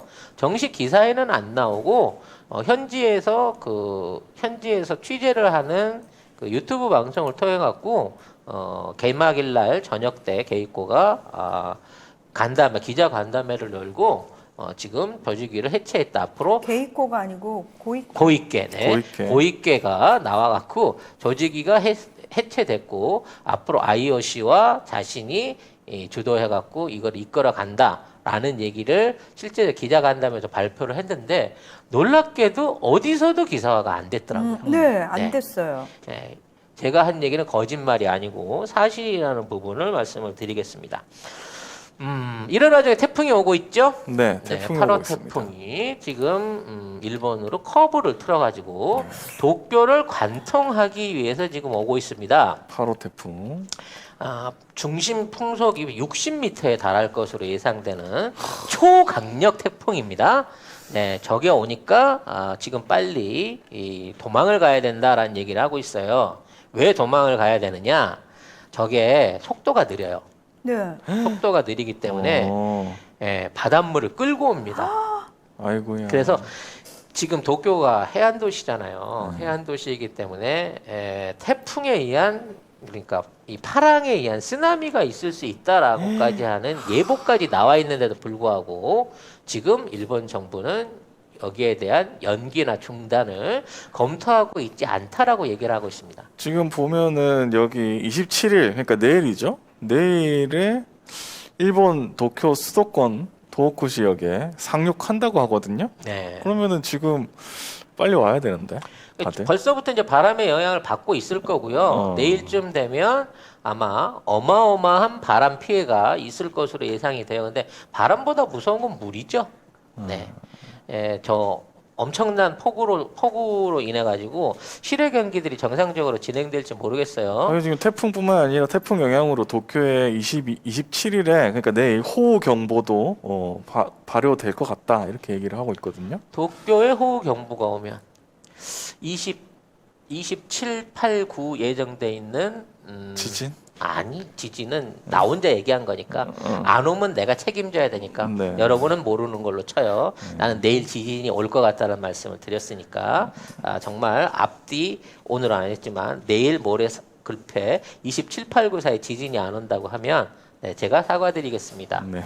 그럼 외계인이 저한테 다음 연도를 가르쳐줬거나 뭐 오류가 있었을 거예요. 근데 그 정도 올 것으로 지금 예상을 하고 있는 상황에서 저 태풍이 치게 되면 도쿄만 앞바다가 다 뒤집힌다는 거죠. 밀려 들어온 어마어마한 물에 의해서 이게 다 뒤집히게 되고 엄청난 폭우로 인한 우수들이 하수관과 섞여서 다시 흘러들게 되면서 아이고. 지난 몇 개월 동안 가라앉아 있었던 도쿄만 아래 있었던 수많은 건더기들이 어너 얘기하지 마요. 다시 떠오르지 않을까라는 걱정이 되네요. 네. 왜 그러시는 거예요? 점심시간마다 우리 예청자분들. 근데 문제는 뭐냐? 이 시기들이 우리가 그 호주랑 미국에서 이 기사를 보도했는데 한국이 이런 언론을 띄우고 있다. 물은 깨끗하고 아무 문제 없는데 한국 언론들이 이걸 부추기고 있다. 그러면서 모든 게 한국 탓이라는 거예요. 지금 네이버에 보니까 지진이 있었네요. 오늘 5.1. 이걸로는 이제 이게 이제 선도적인 지진일 걸로 보고요. 오늘 5.1 저는 쓰나미 진도 7.5 정도 수준의 수도권 인근 직하 지진을 생각을 하고 있습니다. 아니면 지금 저 본州위에 내해가 있거든요. 내해 쪽에서 지진이 있을 수도 있습니다. 그래서 두 군데 중에 하나에서 지진이 있을 걸로 예상을 하고 있습니다. 뭐 그런 가운데서 우리 선수들은 금메달도 따고, 뭐랄까. 자기 역할들을 열심히 하고 있고 축구를 또 이겨버리는 바람에 심지어 축구를 이겨버리는 바람에 예선 탈락을 8강 올라갈 것 면할 줄도 같아. 모를 그런 위기 상황이 있습니다. 예? 네. 네. 왜 이게? 아니 우리 선수들의 건강을 생각했을 때 그러니까. 그리고 앞으로 닥칠 재난을 생각했을 때 사실은 빨리 예선 탈락하고 돌아오는 게 더 나을 것 같거든요. 아이고. 양국만 끝나면 사실 우리가 딸 수 있는 게 없어요. 오늘 진정호 선수도 떨어졌다고 하고 모르겠습니다. 오늘 200m 그 자유형 우리 그 황 선수 고등학생이죠. 제2의 박태환 황 선수가 예선 기록을 그대로 이어준다 그러면 오늘 결승에서 또 한 번 금메달을 기대해 볼 수 있는 수준이라고 합니다. 왜냐하면 탑 랭커 중에 기대되는 몇 랭커들이 빠져가지고 의외로 다크 호스로 지금 지목을 받고 있거든요. 네, 그거 정도나 기대해 볼까.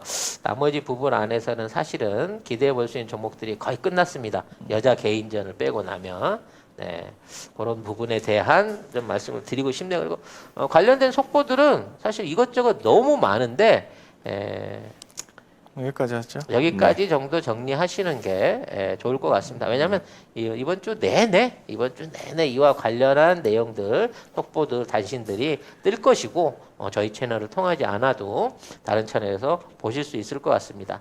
자, 문제는 이러한 상황 하에서 지금 27, 8, 9일 연타로 3일 동안 벌어지게 될 재난 상황, 홍수, 폭우, 지진, 정전 등등 이 모든 상황에 대해서 일본이 어떠한 방식으로 대처할 수 있을 건지를 지켜보는 게 좀 사안일 것 같고요.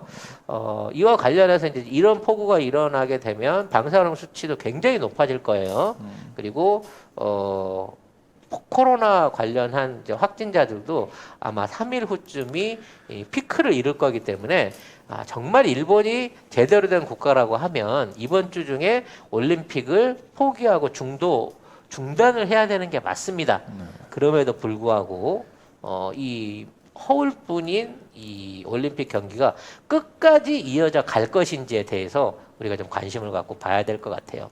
지금 일본 코로나 확진자를 보니까 또 5천 명이 넘어가지고 점점 더 많아질 것 같아요. 도쿄 지역의 확진자는 1,763명. 지금 코로나19 확산 사태 이후에 최대 수준이라고 합니다.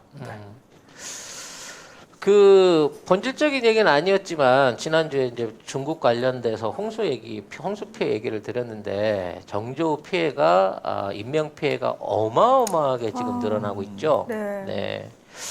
이 안타까운 사고의 원인이 결국은 재해 경보에 대한 재난 시스템이 없었고 그와 관련된 대책이 없었기 때문에 일어난 거라는 게 더 큰 문제가 있는 것 같아요. 일단 그 지하철의 문제는 지하철이 잠기게 돼서 계속 침수가 되는 과정 중에 외부 이게 터널 아니기 때문에 외부에서 문을 열 수가 없어서 천정을 땄거든요. 그래서 구조가 된 사람들은 그나마 천정을 땄던 객차 안에 있었던 사람들인 거고 그 이외에도 객차들이 많았기 때문에 그 객차가 연결 부분에서 더 많은 희생자가 있었을 거다라는 예상은 충분히 가능했었는데 더 충격적인 거는 그 출퇴근 시간에 붐비던 터널이 있었어요. 네. 이 진광 터널이 이 4.8km인데 이게 이제 출퇴근 시간이 되면 완전하게 정체가 이루어지는 구간입니다. 근데 이 진광 터널에 대한 통제를 비가 오기 시작하면 이걸 막았어야 되는데 출퇴근 시간에 그걸 막으면 교통 혼잡이 했겠죠. 그래서 그런지 몰라도 이걸 안 막았고 그 터널 안에 차들이 가득 차 있는 상황에서 5분 만에 이 터널이 잠겨버리는 바람에 사실 그 구간 안에 4.8km 구간 안에 타고 있었던 승객 전원이 그러니까 운전자 전원이 사망한 게 아니냐라는 의혹이 나오고 있어요. 터널 5분 만에 침수가 됐대요. 아유. 그러니까 거의 4.8km 구간 안에 차가 몇 대가 들어가 있었을지 그리고 몇 명이 타고 있었을지에 대해서 감히 추산이 안 되는 지경의 이 상황인 겁니다. 그러니까 아이고. 가장 보수적으로 생각을 해도 3,000대에서 4,000대 정도의 차량이 그 안에 있었던 것으로 보이고 최소 한 명 이상은 탔을 거 아니에요? 한 명에서 두 명이 탔다라고 계산을 하면 약 5,500명에서 8,000명 사이의 인명이 그 안에 잠겼던 게 아니냐라고 얘기를 하고 있지만 중국 정부는 51명만 희생이 당했다라고 얘기를 하고 있습니다. 중국 정부는 또 지금 홍수 취재하니까 이 중국에 먹칠한다 이렇게 하면서 지금 취재도 지금 못하게 하고 있거든요. 시민들이 취재를 막는데요, 중국인들이. 그래서 복구를 하기 위해서 복구 소방 지원대가 들어오자마자 바로 군이 출동을 해갖고 인계 작업을 물려받았고요. 그 안에 이제 물을 퍼내면서 라커차로 차들을 끄집어내고 있는데 그 안에 지금 시체들이 계속해서 어디론가 사라지고 있다고 하는 루머가 있습니다. 대만에서 이제 그 공개한 영상에 의하면 대만은 5,000명 이상이 익사를 했다라고 얘기를 하고 있고 문제는 군용 트럭들이 거대한 군용 카고 트럭들이 와갖고 하얀 자루에 담겨 있는 화물들을 밤중에 빼내가고 있는 그 영상을 공개를 하면서 저게 시체다. 라고 주장을 하고 있는데 진위는 알 수 없죠. 네. 근데 분명한 건 그 안에 이게 익사 사고잖아요. 그러니까 빼낸 차 이외에 별도의 물건을 빼갖고 나갈 수 있는 다른 물건이 없잖아요. 터널 안에. 그러면 그 안에서 나온 하얀 천막에 덮여 있었던 하얀 자루에 덮여 있었던 엄청난 화물들이 대부분 시신이라고 하는 대만이나 홍콩 방송의 주장이 가능한 상황인 겁니다. 아이고 참. 아이고. 그래서 지금 뭐 군이 이걸 통제하고 있고 외부로 취재 내용을 안 내보내고 50명 정도가 사상자다라고 공식 발표를 했는데 그 안에서 이제 그 찾고 있는 유가족들이라든지 이런 사람들이 저기를 못한대. 표시를 못 낸대. 사복이 쫙 깔려가지고 거기에서 그걸 찾고 있는 사람들은 어디로 이렇게 데리고 간다네요. 네. 원래 중국 정부가 공식으로 얘기하면 거의 100을 곱하면 많습니다. 애초에 우한에서 사망자를 3만이라고 발표를 했고 50만 명이 감염됐다라고 얘기를 하면 거기다 100을 곱하면 중국 전역에서 50만 명이 감염됐다고 하면 거기다 딱 100을 곱하면 맞는 거예요. 5천만에 300만 정도의 희생이 있었다라고 보면 통계에 비슷한 수준일 겁니다. 그렇기 때문에 이번에도 50명이라고 발표했으면 5,000명 이상의 인명 손상이 있을 수도 있죠. 네. 문제는 이러한 부분이 취재가 되거나 피해로 집계되거나 알려지지 않는다는 부분인 거예요. 네.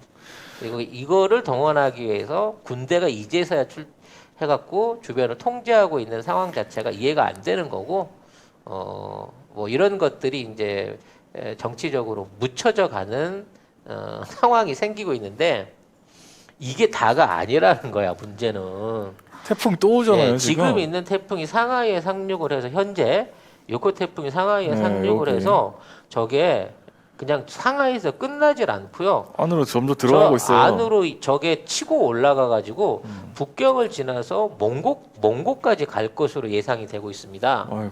그 과정 중에 얼마나 많은 비를 뿌려가지고 비 피해를 더 내게 될지는 알 수가 없는 거고 내륙에 올라가 있는 태풍이 어느 방향으로 진행할지도 사실은 정확하게 추측을 할 수가 없거든요. 그러니까 우리나라만 피해가지고 지금 양쪽에서 다 이러고 있는 거예요. 우리나라만 피했어. 그러니까 우리나라가 참 위치적으로 다행스러운 게 저 제주도 앞에 있는 저 해협 그리고 그 양쪽 국가의 영토들이 있기 때문에 기압골 유지가 정말 절묘하게 저기에서 딱 걸려요.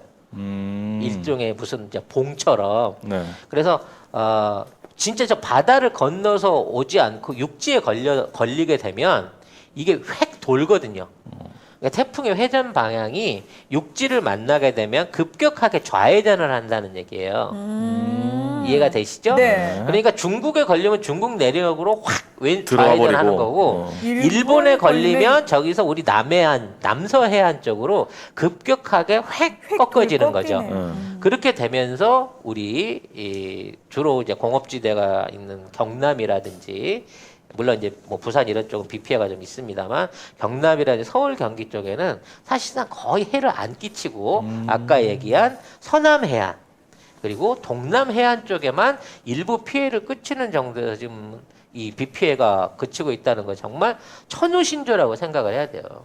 우리나라도 저 정도 뭐 시간별로 200mm 하루에 600mm씩 쏟아 부어버리면요 우리도 대책 없거든요. 그렇죠. 당연하죠. 대책 네. 없죠. 근데 대책 없죠. 저만한 태풍들이 우리나라 쪽으로 안 오고 중국과 일본 쪽으로 가고 있다. 그러니까 일경 일본이 야 우리가 방파제 노릇을 해서 니들이 그나마 사는 거야. 그러니까 우리 어려울 때 와서 도와줘야지라는 볼멘 소리를 뭐 아유. 택도 없는 얘기지만 그러니까. 할 수도 있겠다 싶은 생각이 들어요. 문제는 우익들이 뭐라 그러냐면 한국 선수단을 인질로 잡아야 된답니다. 에? 그래서 한국 선수단들을 구조 작업에 투입을 시키고 그래야 한국 본국에서도 돌아야 지원이 되는가? 온다라고 하는 얘기가 실제 일본의 SNS에서 공공연하게 에이구. 떠들고 있는 얘기라는 거죠. 아니 어떻게 그런 생각을 할 수가 있지? 생각이 없는 것들이니까. 아니 저것 네. 때문에 머릿속에는 도대체 뭐가 들어있는 거야? 야 진짜 이 국진당 같은 놈들 똑같은 놈들.